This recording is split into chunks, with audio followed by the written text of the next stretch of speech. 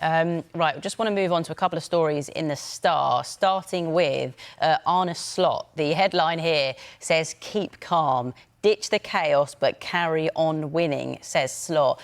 Jason, I suppose the big story around, we keep talking about sort of the transfer win, the big story around Liverpool is that they haven't made any signings. They obviously sort of revitalised their midfield last summer, didn't they? And people maybe assumed there'd be maybe a similar sort of, activity this summer with a new manager coming in. What have you made of it? I think there was always going to be some key targets that they were going to go for this summer, and they have shown their hand a little bit. We obviously know they're in for Delaney, a centre half that Manchester United bought.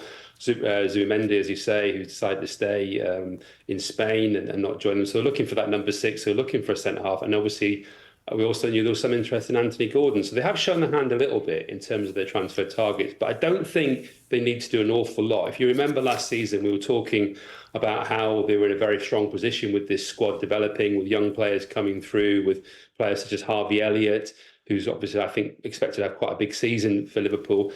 In many ways, the bigger concern for them is just tying down those sort of 3 key players to new contracts or deciding their futures in Virgil van Dijk, Trent Alexander-Arnold and Mohamed Salah. I think that's been slightly forgotten a little bit in this kind of expectation they're going to actually go into the transfer market. But I think things are fairly calm there. I think they will buy a defensive midfield. I think they have to.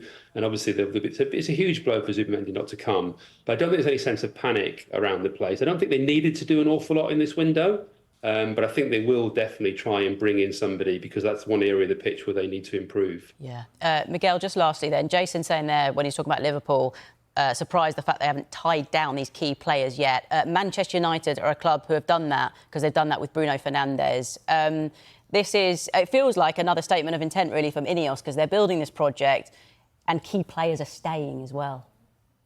Yeah, and it had been, I suppose, mooted earlier in the summer that they would seek an overhaul of the squad with very few players who weren't at least available for sale. But Bruno Fernandes was always going to be one of them, just for his influence on the club over the past few years. And there is a very strong argument that he's maybe the most successful and one of the few truly successful purchases in the post-Alex Ferguson era. And in that, he's kind of become someone that I suppose fans and the club can identify with and identify around. So he has become very important. And again, we saw maybe most recently the direct football influence, that beautiful pass in the cup final for Kobbie Mainoo's goal. Yeah. Guys, brilliant to speak to you this evening. Always so good to get your thoughts and get your insight. No doubt you'll be on the show plenty more this season, talking about VAR as well. Thank you so much.